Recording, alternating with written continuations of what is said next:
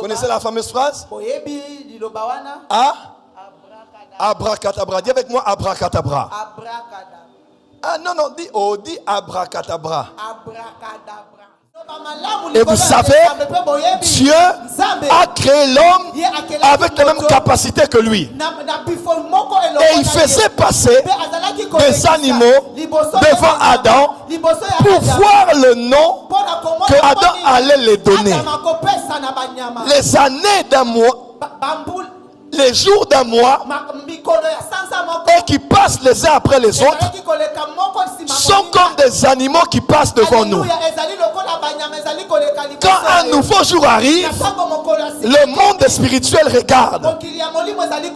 Quel nom tu donneras à ce jour-là? Quel nom tu donneras à ce mois-là? Quel nom tu donneras à cette année-là? Oh, vous êtes trop zélés. Vous donnez toujours des noms aux années. Oui, les hommes ont donné à janvier le nom de janvier, à février le nom de février, à dimanche le nom de dimanche. Quand ils donnaient, je n'étais pas là.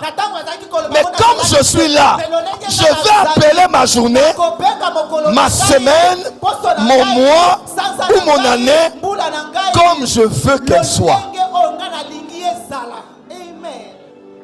Dis avec moi bonne parole. Et nous savons que quand nous parlons, les paroles se réalisent.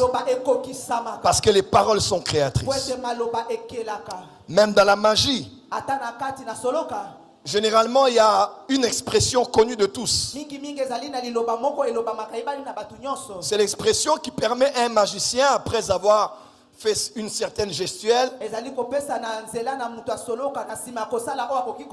après avoir promis de faire apparaître une chose,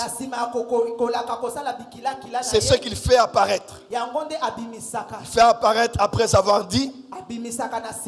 Connaissez la fameuse phrase? Ah? Abracadabra. Dis avec moi abracadabra. Ah non, non, dis abracadabra. Voilà. Regarde ton voisin du voisin. Abracadabra. Change de voisin. Il y a ton voisin. À l'église, aujourd'hui, je déclare abracadabra. Alors, le problème, c'est que vous êtes choqués. Pourquoi le prophète Joël, c'est la preuve? Qu'est-ce qu'on vous avait dit? À vrai dire, ce mot ne vient pas d'abord de la magie. Je vous donne un peu d'histoire. Au Moyen-Orient, il y a cette phrase qui revient de différentes manières.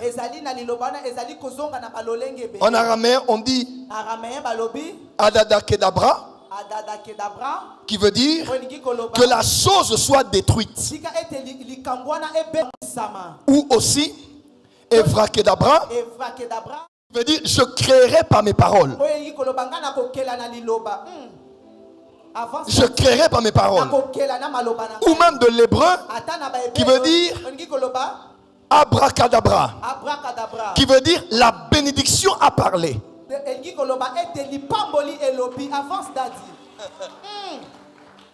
La bénédiction a parlé. Bon, imaginez-vous qu'à la fin de la prière, je lève ma main droite et je vous bénis. Je dis abracadabra. C'est fini. On va dire, qui va entendre ça? Vous avez peur.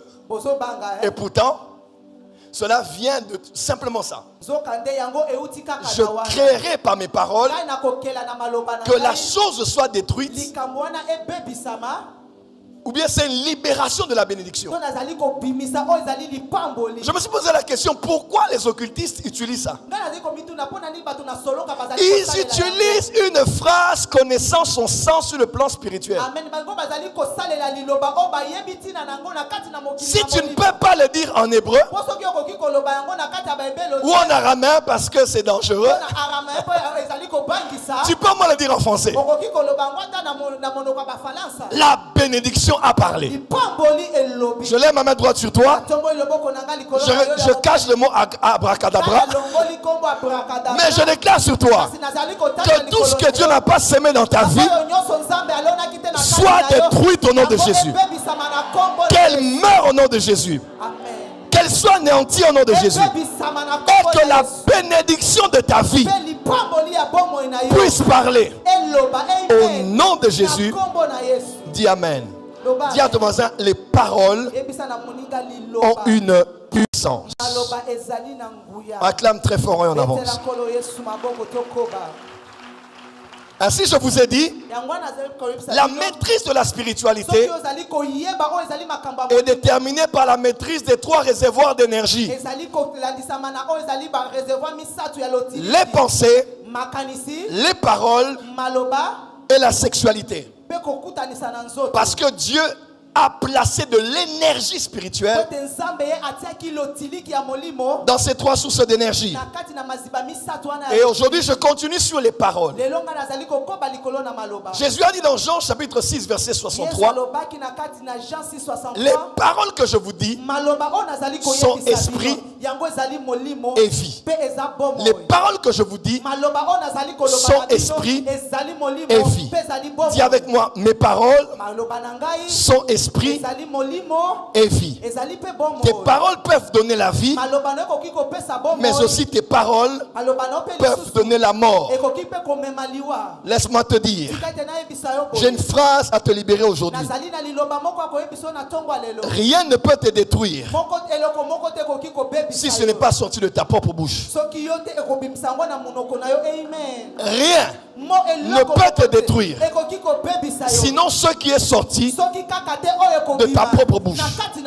La plupart des problèmes que tu as, ce n'est pas parce qu'un sorcier a parlé, une sorcière a parlé, tes ennemis ont parlé, mais parce que ta bouche a eu à dire cela. Et vous allez voir des chrétiens, ils prient à l'église, mais ils ont des phrases dangereuses. Moi, je vais mourir. Moi, je ne m'en sortirai pas. Comment j'aurai cet argent? Comment je vais acheter la parcelle? Il n'y a que ces genres de paroles qui sortent.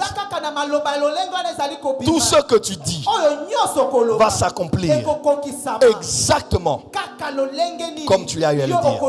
Tiens la main de ton voisin. Dis voisin, tout dépend de ce que ta bouche déclare. Change de voisin, dis voisin. Tout dépend de ce que ta bouche déclare. Maintenant, pose la question à ton voisin. Est-ce qu'il fait chaud? Réponds.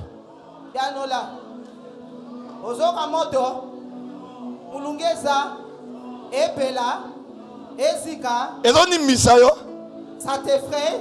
Ça te donne l'envie de dormir. Dis à ton voisin, est-ce qu'il fait chaud? Je peux répondre à cette question. Il fait froid pratiquement. Alléluia. Parce que nous sommes dans une grande salle.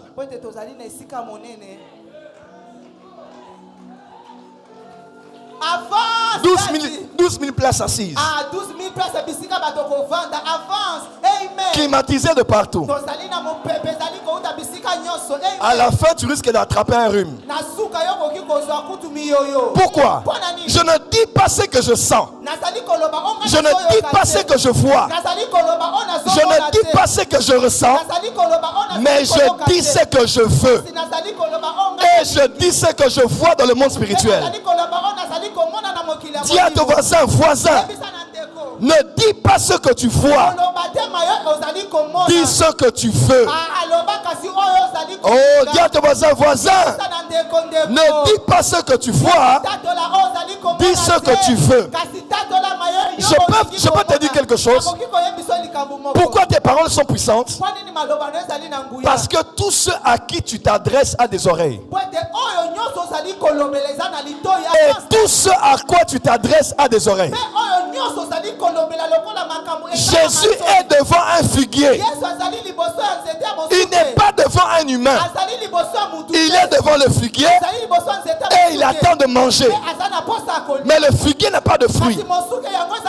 Il dit, toi, je te parle toi. Plus personne ne va manger de ton fruit. Frères et sœurs, il parlait comme un fou. Tu imagines, tu sors le matin, tu vois ton mari devant l'arbre. Et il commence à parler à l'arbre. On parle pour être écouté.